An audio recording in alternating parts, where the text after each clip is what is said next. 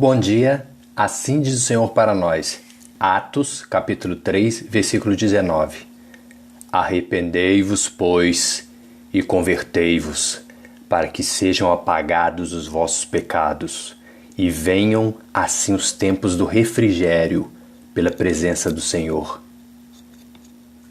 Porque todos pecaram e destituídos, ou seja, afastados estão da glória, ou seja, do poder do Espírito Santo de Deus habitando nos seus corpos. Como está escrito em Romanos capítulo 3, versículo 23. Porque Adão, o primeiro homem vivente, pecou e por isso foi condenado a morrer por Deus. E por consequência passou a condenação a todos os seres humanos que nasceram depois dele, ou seja, toda a humanidade. Romanos capítulo 5, versículo 12. Portanto, como por um homem, ou seja, Adão, entrou o pecado no mundo e pelo pecado a morte, assim também a morte passou a todos os homens, por isso que todos pecaram. Como nos arrependemos, pois, e nos convertemos para que sejam apagados os nossos pecados e venham assim os tempos do refrigério, ou seja, da consolação ao nosso coração pela presença do Senhor Jesus, como está escrito em Atos capítulo 3, versículo 19.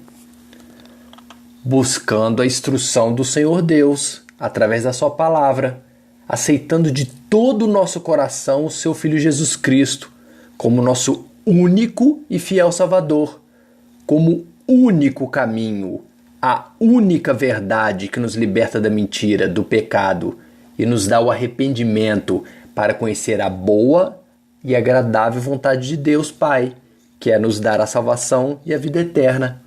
Atos capítulo 3, versículo 20. E envie Ele, Deus, a Jesus Cristo, que já dantes vos foi pregado.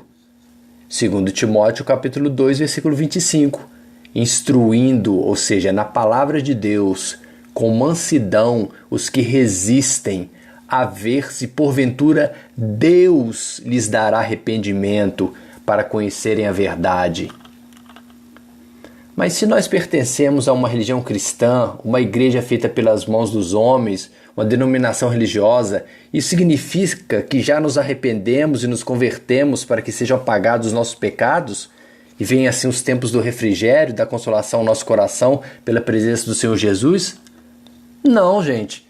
Porque o arrependimento pelos pecados cometidos somente pode ser dado por Deus, pois somente Ele tem esse poder. Homem, humano, material, nenhum tem esse poder e, por conseguinte, religião nenhuma tem também. Foi o próprio Filho de Deus que deixou bem claro que somente o Consolador, ou seja, o Espírito Santo que Ele, Jesus Cristo, envia a quem Ele escolhe, somente Ele tem o poder de convencer uma pessoa que ele é um pecador, ou seja, que ele não crê verdadeiramente no Filho de Deus. E que exatamente por isso Ele, Jesus Cristo, veio ao mundo material, para ser justo, para avisar a todo mundo material, a toda a humanidade, que o seu juízo está decretado, pois julgou o príncipe deste mundo, o diabo, e o condenou, e condenará a todos quantos não se arrependerem como ele, o diabo, a morte eterna. João capítulo 16, versículo 7 ao 11.